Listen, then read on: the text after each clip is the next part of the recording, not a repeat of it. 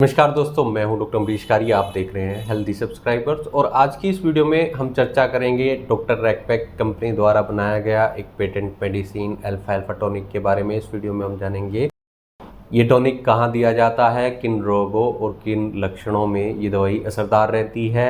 जानने के लिए वीडियो पूरा देखें। अगर आप हमारे चैनल पर नए हैं तो चैनल को सब्सक्राइब कर लें ताकि आने वाली हेल्थ रिलेटेड वीडियो से आप अपडेटेड रहें। दोस्तों, ये दवाई पेशेंट्स को तब दी जाती है जब पेशेंट्स के अंदर कमजोरी देखने को मिलती है या भूख की शिकायत रहती है, पेशेंट को भूख नॉर्मल से कम लगती है। इसके अलावा गैस एसिडिटी की शिकायत रहती है और जनरल वीकनेस के साथ साथ पेशेंट को सर दर्द की शिकायत रहती है, अनिद्रा की शिकायत रहती है, रात को सही से नींद नहीं आती है, दिन भर काम करने के बाद थकावट होती है, पेशेंट के अंदर एनर्जी बहुत कम हो गई है। तो ऐसे लक्षणों में ये दवाई देने से पेशेंट के लिए मल्टीविटामिन के तौर पर ये दवाई दी जाती है, सप्लीमेंट के तौर पर ये दवाई दी जाती है, जनरल बैलेंस पे बहुत इफेक्टिव रहती है। पेशेंट को हम किसी भी एज ग्रुप में से दे सकते हैं। ये दवाई बच्चों में भी दी जा सकती है, बड़ों में भी दी जा सकती है और ओल्ड एज के लोगों में भी दी जा सकती है। ऐसे लोगों में भी दी जा सकती है जो दुबले पतले होते हैं, खून की कमी उनके अंदर देखने को मिलती है। ये दवाई खून की पूर्ति को पूरा करती है, HB जिनका कम होता है उसको बढ़ाती है। इसके अलावा ये दवाई कोलेस्ट्रॉल के लिए दी जाती है, दिल की बीमारी जिनके अंदर देखने को मिलती है, कोलेस्ट्रॉल बढ़ा हुआ है और हार्ट अटैक आ गया है या छाती में भारीपन देखने को मिलता है, ऐसे लोग भी इसे ले सकते हैं। दोस्तों, अब इसके कॉम्पोजिशन की बात करें, यानी इसमें कौन कौन सी दवाइयाँ डाली गई हैं। सबसे पहली दवाई इसमें डाली गई है एसिड फोर्स। ये दवाई बहुत इफेक्टिव रहती है जनरल वीकनेस में, फिजिकली वीकनेस में, मेंटली वीकनेस में। इसके अलावा ये दवाई पुरुषों में बहुत असरदार रहती है ऐसे केस में जहाँ पेशेंट को सेक्सुअल वीकनेस देखने को मिलती है।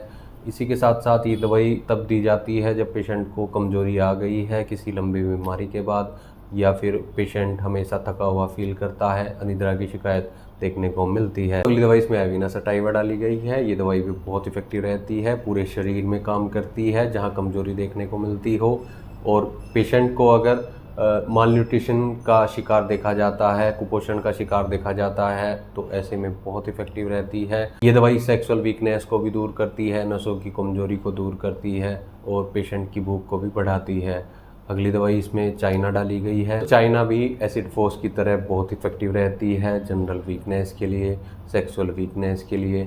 चाइना तब असरदार रहती है अगर पेशेंट लंबे टाइम से बीमार रहा हो या किसी सर्जरी के बाद या ब्लड लॉस के बाद, एक्सीडेंट के बाद कई बार कमजोरी आ जाती है, या डायरिया में अगर पेशेंट को लंबे टाइम से डायरिया हो रहा है, लॉस ऑफ फ्लूइड्स में ये दवाई दी जाती है।